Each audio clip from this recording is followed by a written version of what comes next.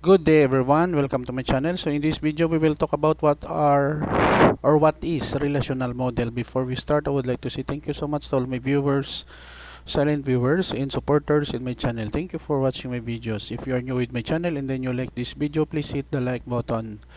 Don't forget to share and please support my channel guys by clicking the subscribe button. So let's begin.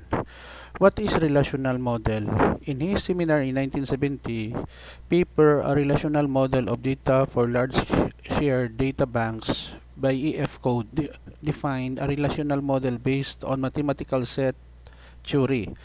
Today, the most widely accepted database model is the relational model. A relational database is a database that confirms the relational model. The relational model has the following major aspects: structure, well-defined objects stored or access the data of a database; operations, clearly defined actions enable applications to manipulate the data in structures of a database; integrity rules govern operations on the data and structures of a database. Relational databases stores data in a set of simple relations. A relation is a set of tuples. A tuple is an ordered list set of attributes values.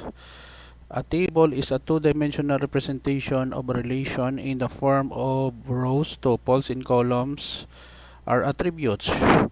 Each row in a table has the same set of columns. A relational database is a database that stores data in relations tables.